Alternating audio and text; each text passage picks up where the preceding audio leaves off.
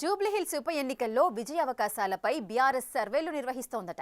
పార్టీకి ప్రజల్లో ఎలాంటి ఆదరణ ఉంది, ఇతర పార్టీల పరిస్థితి ఏంటోనని వివరాలను సేకరిస్తోందట. బీఆర్ఎస్ కు సిట్టింగ్ స్థానం కావడంతో ఆ స్థానాన్ని నిలబెట్టుకుంటే పార్టీ క్యాడర్లో భరోసాతో పాటు జోష్ నింపినట్లు అవుతుందనే భావనలో బీఆర్ఎస్ ఉందట. కానీ క్షేత్రస్థాయిలో మాత్రం పార్టీకి సంబంధించి ఎలాంటి యాక్టివిటీ జరగడం లేదని క్యాడర్లో అసంతృప్తి నెలకొంటోందట. మరి ఇలాంటి పరిస్థితుల్లో జూబ్లీహిల్స్ బైపోల్స్ లో గులాబీ పార్టీ గట్టెక్కుతుందా? కంటోన్మెంట్ ఉప ఎన్నికల తరహాలో సిట్టింగ్ సీటు చేజార్చుకుంటుందా?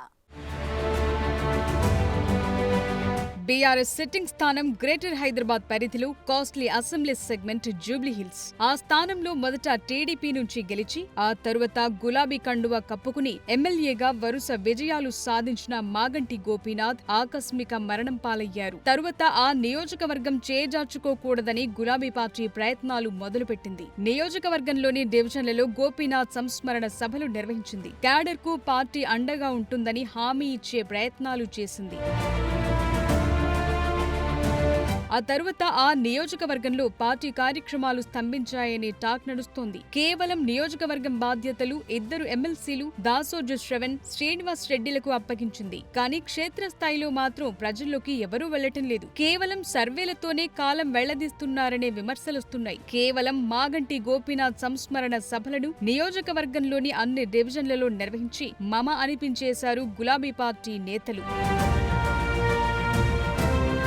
ప్రస్తుతం ఎలాంటి కార్యక్రమాలు చేపట్టకపోవడంతో క్యాడర్లో స్తబ్దత నెలకొందనే చర్చ నడుస్తోంది. డివిజన్లకు ఇన్ఛార్జీలనైనా ప్రకటిస్తే ఆయా డివిజన్లలోని నాయకులకు పార్టీ కార్యక్రమాల బాధ్యతలను అప్పగించే అవకాశముందని, ఇతర పార్టీల వైపు చూడకుండా అడ్డుకట్ట వేసే అవకాశముందని సీనియర్లు అభిప్రాయపడుతున్నారు. కానీ సంస్థాగతంగా అలాంటిదేమీ చేపట్టకపోవడంతో క్యాడర్లో రోజు రోజుకు కొంత నైరాశ్యం నెలకొంటోంది.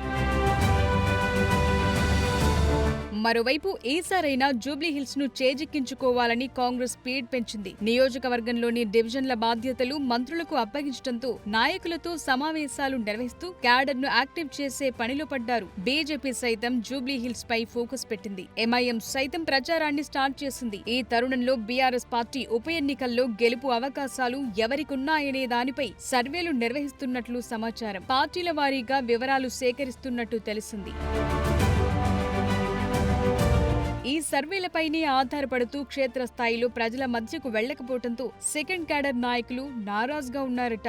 బీఆర్ఎస్ ప్రభుత్వ హయాంలో చేపట్టిన అభివృద్ధి కార్యక్రమాలు వివరించడంతో పాటు ప్రస్తుత కాంగ్రెస్ ప్రభుత్వ వైఫల్యాలను ఎండగడితేనే ఉప ఎన్నికల్లో గెలిచే అవకాశాలున్నాయని, లేకుంటే ఇలాగే సైలెంట్ గా ఉంటే మాత్రం ఓడిపోయే అవకాశాలు లేకపోలేదని ద్వితీయ శ్రేణి నేతలు అసహనం వ్యక్తం చేస్తున్నారు.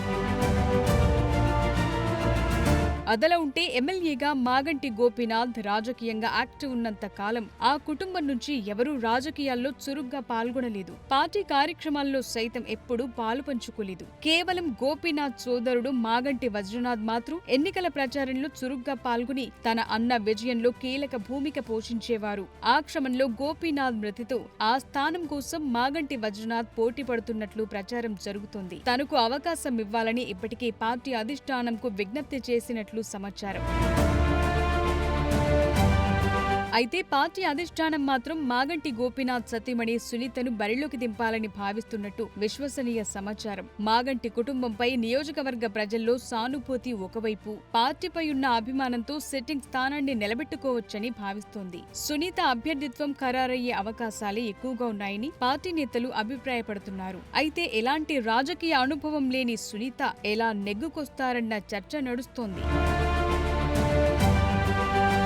నియోజకవర్గంలో పార్టీ పరిస్థితులతో పాటు బీఆర్ఎస్ లోని పరిణామాలను పార్టీ అధిష్టానం నిశితంగా పరిశీలిస్తోంది. ఎవరెవరు పార్టీ మారేందుకు సుముఖంగా ఉన్నారు, ఎవరికి డివిజన్ బాధ్యతలు అప్పగించాలి, పార్టీ విజయం కోసం అనుసరించాల్సిన వ్యూహాలపైన కసరత్తు చేస్తున్నట్లు సమాచారం. అందులో భాగంగానే గోపీనాథ్ సోదరుడు వజ్రనాథ్ చేస్తున్న వ్యాఖ్యలు ఎవరెవరితో మంతనాలు చేస్తున్నారు అన్న వివరాలపైన ఆరా తీస్తున్నట్లు సమాచారం. మొత్తానికి గులాబీ పార్టీ ఎలాంటి వ్యూహంతో సిట్టింగ్ స్థానాన్ని నిలబెట్టుకుంటుంది, ఎప్పటినుంచి గ్రౌండ్ లోకి వెళుతుంది, క్యాడర్ ను ఎన్నికలకు సన్నద్ధం చేస్తుందనేది చూడాలి.